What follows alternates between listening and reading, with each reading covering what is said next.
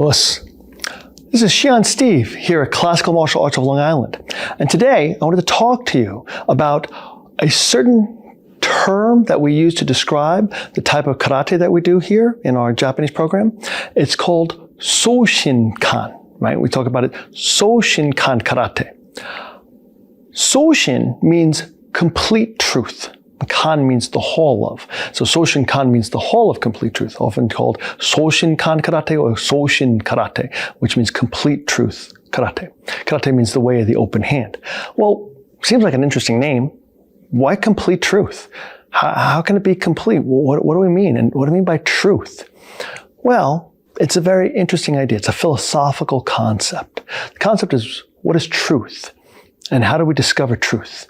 The truth about ourselves, the truth about someone else, the truth about our interactions with people. Wow, that's a pretty heavy thing for a martial art. Well, the understanding there is that we want to push ourselves to do our utmost, to do our best, to completely immerse ourselves in the practice. That means if we're going to punch, we punch. If we're going to kick, we kick. If we're going to block, we block. What we're going to do it completely, wholeheartedly, not thinking about something else. So if I'm going to block and punch, I'm not thinking about what I'm going to have for lunch. If I'm thinking about ham sandwich or turkey sandwich, then there's no way that block and that punch is going to have 100% of my attention, 100% of my intensity, 100% of my truth behind it, because it's going to be split. The Japanese say that's the difference between sei, correct, upright, and ja, incorrect, schismed, broken, bad. So I want to be as sei, upright, correct as possible, and be able to be, say, to my truth. I want to be upright or correct to the truth that's within me, to the intensity and focus that I can bring to a block and a punch, that I could bring to an interaction, that I could bring to a conversation with a coworker, that I could bring to a conversation or an interaction with someone in my family. Can I be true? Or do I have some part of myself that's schismed, that's broken, that's cut off? Am I pure sei, true, or am I partly ja, incorrect? And if I have ja, ki, incorrect, or negative energy, negative force, then I will slowly over time act deceitful, cunning. I'll always say things and not mean them. I'll train myself to be improper, to be incorrect, to have a shadow within me, as opposed to being completely in the light of my own soul, the light of my own spirit. I've got to preserve that. I've got to embrace that.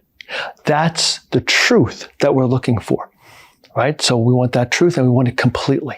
That's what we call Shoshin, complete truth. So within myself, every punch has to have all my focus, all my attention as I'm doing it.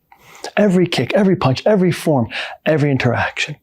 And then when I work with a pad, if I'm going to hit it, I got to hit it with 100% intensity.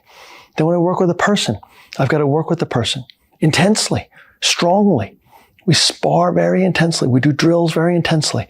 But at the same time, if there's truth in your soul and you're coming to the complete understanding of yourself and the complete understanding of the other, then you do not hit the other in a way that only expresses you.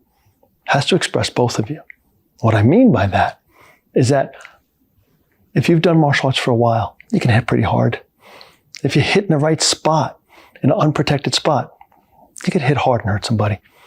If you're working with somebody and you're training together, maybe you don't hit 100%. That's still truthful.